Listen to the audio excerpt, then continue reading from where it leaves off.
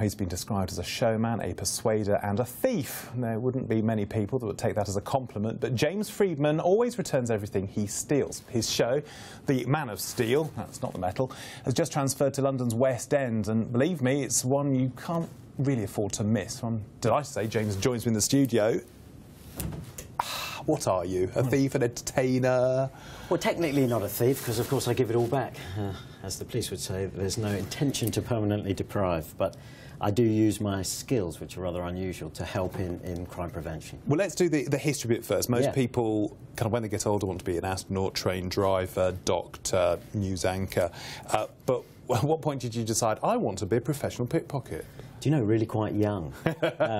I was always fascinated. Stealing your brother's toys? No, I never took anything and kept it. But when I was really young, about 5 years old, I got beaten up by some bigger boys who took my pocket money and then beat me up, so it was sort of mindless.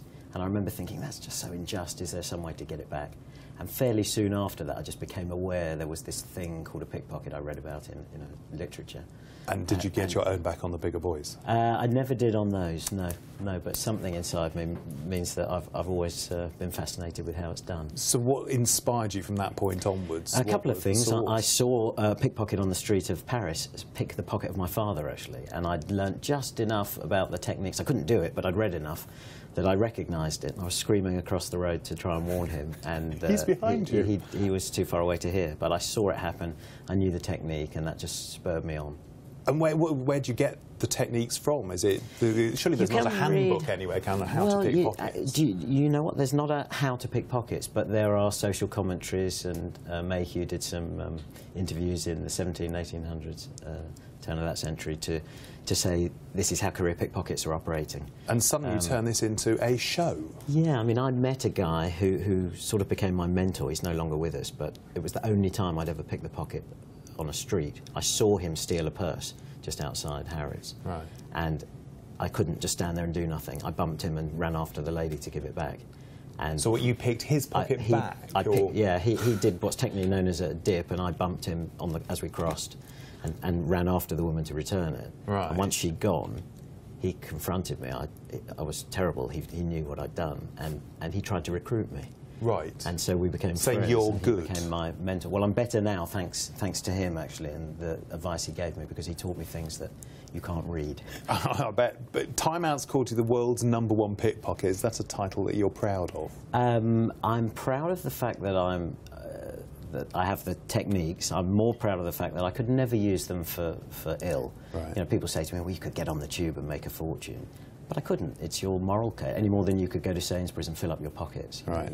I wouldn't do that. So a lot of my work is with police and security professionals to raise awareness of this kind of theft from person. And I mean, you're famous within the industry. You train actors and other entertainers to kind of make them look good on screen, if you like. When actors want to portray a pickpocket on stage or screen, big or small, they want that authenticity.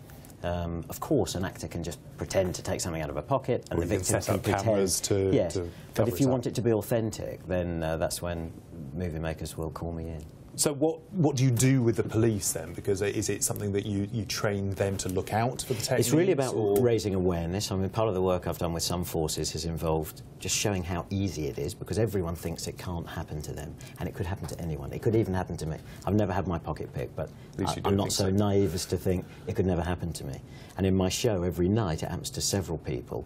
And there's something cohesive about an audience, isn't there? You sit there, you're all part of a team. So when it happens to one member from the audience, it's not confrontational at all. The whole show is designed to show people how they can avoid pickpockets. But it's not just about that limited area of theft. It's about cybercrime, online frauds. We cover cash point compromisation and credit card skimming. Someone from the audience gets a crash course in how to skim a credit card. We call it a show that you're doing, and you're transferring from the West End. You've had this fantastic season at the Chocolate Factory. How does that translate into a show? It's very much a show, so it's written entirely and purely as an entertainment. But because of my passion to share this sort of crime prevention advice, one of the nice things that's happened is everyone giving the feedback has said, if someone writes, "It's a great show," to a performer, that's fantastic. Yeah. But what I've particularly enjoyed are the comments after that, which always say it was a great show, and I'll never carry my wallet in my back pocket. I won't carry my car keys with my house keys. I'm not going to do these bad habits anymore. Won't ever put my jacket on the back of the bar stool when I go off to get a new round in, because those are opportunities to a fraudster, and it could absolutely, you know, it can happen to anyone. By the way, I bought to return your phone before. Yeah. We crossed in the corridor, and it appears to be intact. It's intact. I always return everything that I steal. But you gave me a tip that really everybody can use at home. You should explain that. Oh, about tapping your pockets. Well, there are two things. You'll often find pickpockets by the sign that says "Beware pickpockets." Yeah. Why? Because we read the sign and then we go like this. Yes. Instinctively, and they know you're going to do that. It's social engineering. It's human nature. You've just indicated where the most valuable thing is. Yeah. Do you know the modern equivalent of that? Is they'll set off a text alert sound in a crowd, and everyone pulls their phone out to see if it's for them. And when they put it away, they alert or advertise, we call it on the street, exactly where the most valuable And you're thing suggesting that smartphones actually aren't that smart, because unless you keep the screen clean, yes, you've left a little trail. Absolutely. So what a fraudster might do on a clean screen, if someone taps in their PIN number, as you did earlier, they might see the fingerprints, and with a lot of practice you can deduce the order in which those were pressed. That's a combination of a thing called body reading, where I'm just seeing which order you go, and I certainly don't want to show this on camera, but is that your PIN number? Yeah, thanks. You ought to shred that later. If you don't have a shredder, go and buy one. Don't show it on camera. No, I'm not going to do that. Oh, you're a bad man. You've managed to pick the pockets of some pretty influential people. Yes, yes. The Mayor of London, Boris Johnson, had his watch on. Technically not a pocket picking there, and Chancellor. I'm just going to keep tearing this up. Keep tearing. Chancellor of the Exchequer, Governor of the Bank of England, some fairly high-profile victims. They've all been extremely well-natured and happy with it. You're showing one of the numbers there, and well, you know, I'm a security consultant. I'm just going to keep on tearing this up. Have you been able to pick the pocket of? Well, you sort of gave the game away. You did earlier, but is that something that you do more often if you see somebody being pickpocketed, or you just? No, I've only ever done that once, and it was a reflex thing when I was quite young. In my 20s, I just couldn't stand and do nothing, and I realised actually from that point that by sharing the information, particularly prevention tips, I could help people avoid this kind of crime. The show isn't a public information broadcast. It's absolutely an entertainment, but you cannot see the show and then come away the same way. People have said it's changed the way they live their life, and I think that's really good. And you do have the plaudits from other entertainers like yourself, but I'm sort of wondering, are you a magician? Are you a sort of sleight of hand expert? I did study magic and sleight of hand, because I thought it was all about sleight of hand, the techniques of getting in and out of someone's pocket, and those techniques, just the blocking or the mechanics, or as we might call it, the gift of the grab, are a tiny part of the whole thing. That's what I knew when I picked the pocket of my mentor. But you do apply some of this knowledge to sort of magic acts. You help other people in that respect. Pickpockets and magicians have something in common, and that is they know how to direct attention. Right. So a pickpocket, like you did with me twice without me realising. Twice, yeah. Took your phone, gave it back, and took it again from a different pocket that you thought was more secure. I like that. So if you know how to direct someone's attention in one way, then a magician, I suppose, could use that, because if you're looking over here, they could do something sneaky over here. Pickpockets use it in a different way. But that's all very close up, and you are the sort of last year's magic circle. No, it's not. No, it's not close. No, it's not. I was not just close up.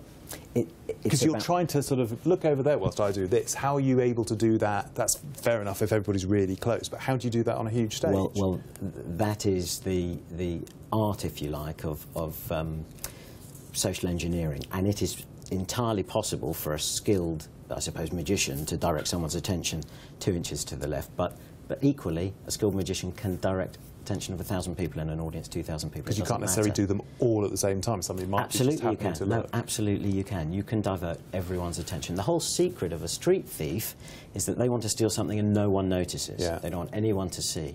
What I do is to combine the techniques of real crime and showmanship, so that the person on stage or the people on stage cannot see I'm stealing from them. And we take ties and glasses and belts and wallets and everything else in the pickpocketing segment, and then we show them what's possible with a bit of technology and online crime. but everyone in the audience can see that this stuff's happening, and that's what makes it so funny and entertaining. Sounds like an amazing show. It's at the Trafalgar Studios here in the West End until the 4th of July, and I'm sure it's going to be packed every night. Thank you. If people want to find it, it's Man of Steel, STEAL, westend.com. Good luck with the run, and thanks ever so much for coming to see us. Thank you for having me. Live. Thanks.